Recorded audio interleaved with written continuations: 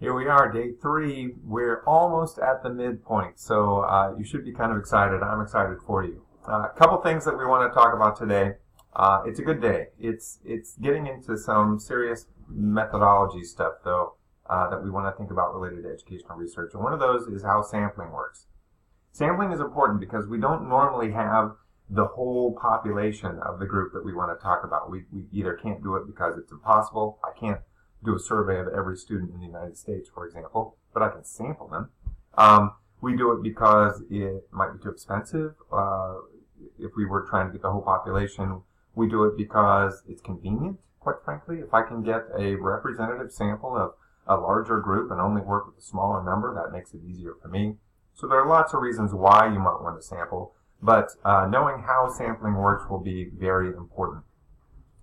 The next thing we'll do is we'll talk about the differences and definitions of validity and reliability. These are very important concepts. Validity means that you are researching what you think you're researching.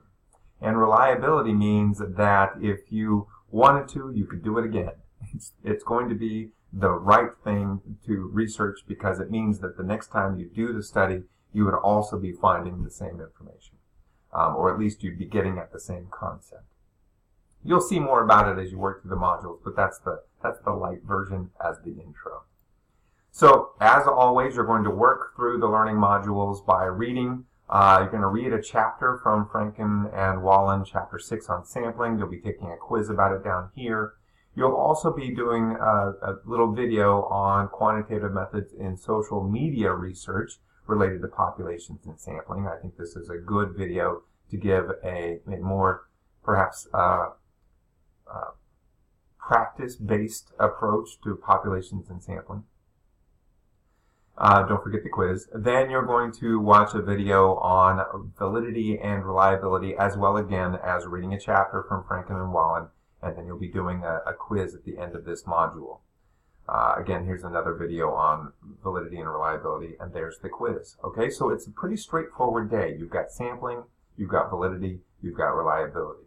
You should be good to go then. So then what you're doing for your application activities is you are, first of all, looking at your research proposal template document, which is in the shared Google folder.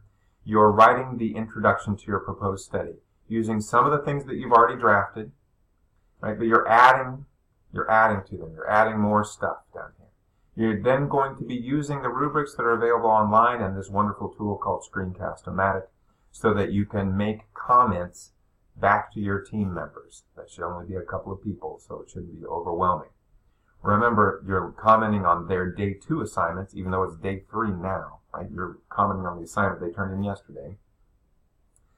And you're not grading your peers' assignments. You're simply contributing to the discussion. You're providing them with feedback that is going to help them understand how they're communicating their ideas and whether or not you think they're following the guidelines that they should be following based on the rubrics and your readings and your understanding of everything so far.